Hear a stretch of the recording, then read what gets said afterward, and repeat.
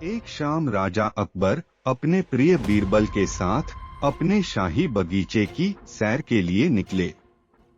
वह बगीचा बहुत ही शानदार था।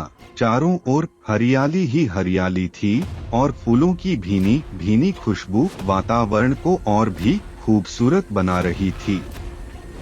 ऐसे में राजा को जाने क्या सूझा कि उन्होंने बीरबल से कहा, बीरबल, हमारा मन है कि इस हरे भरे बगीचे में हम हरे घोड़े में बैठकर घूमें, इसलिए मैं तुम्हें आदेश देता हूँ कि तुम 7 दिनों के अंदर हमारे लिए एक हरे घोड़े का इंतजाम करो।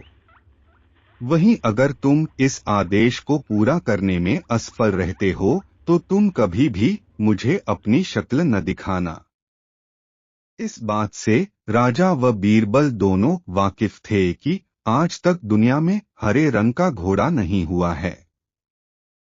फिर भी राजा चाहते थे कि बीरबल किसी बात में अपनी हार स्वीकार करें। इसी कारण उन्होंने बीरबल को ऐसा आदेश दिया। मगर बीरबल भी बहुत चालाक थे। वो भली भांति जानते थे कि राजा उनसे क्या चाहते हैं।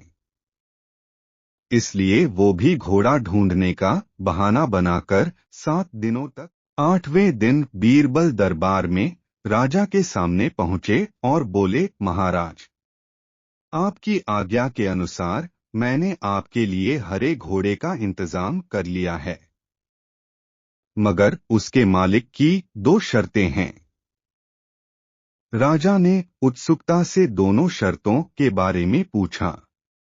तब बीरबल ने जवाब दिया, पहली शर्त यह है कि उस हरे घोड़े को लाने के लिए आपको स्वयं जाना होगा। राजा इस शर्त के लिए तैयार हो गए। फिर उन्होंने दूसरी शर्त के बारे में पूछा। तब बीरबल ने कहा, घोड़े के मालिक की दूसरी शर्त यह है कि आपको घोड़ा लेने जाने के लिए सप्ताह के 7 दिन के अलावा कोई और दिन चुनना होगा। यह सुन राजा हैरानी से बीरबल की ओर देखने लगे।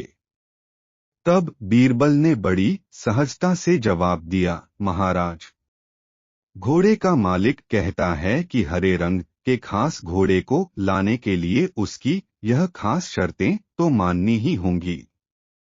राजा अकबर बीरबल की यह चतुराई भरी बात सुनकर खुश हो गए और मान गए कि बीरबल से उसकी हार मनवाना वाकई में बहुत मुश्किल काम है।